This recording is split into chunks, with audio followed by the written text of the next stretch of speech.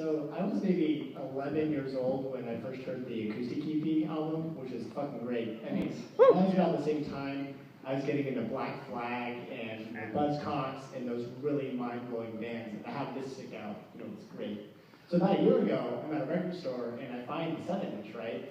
And I heard you talking today about sort of the transition from the DIY era to the big labels, and I was wondering if you would ever sort of channel the Ian MacKaye-esque, like the way of establishing maybe your own record label, so you could go back to the joys of sitting around maybe cutting out record sleeves, I mean, without going through the bullshit of the bureaucracy of lawsuits like you had.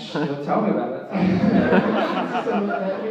No such thing as a free cigarette. You've been quite busy with your life. There's lots of things you've been dealing with, and if you ever get the time, would you consider doing that? Of course, and it's something that, that's what we did with this new record, is we signed a distribution deal, which ended up giving us the finances to start our own record label. And all they do is put the record in the stores, and unfortunately there's fewer and fewer stores, when it comes down to it, particularly that kind of culture, like record culture, record collecting culture, I love, and it's something that I'll always love. And doing with this last record, we did picture discs and stuff like that, special 7-inches and everything like that. I like small run stuff and collectible stuff, but definitely.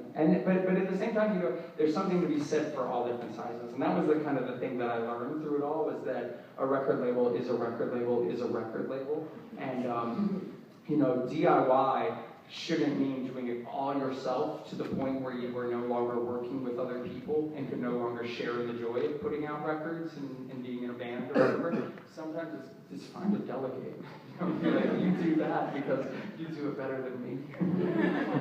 That's okay. Well, thank you very much.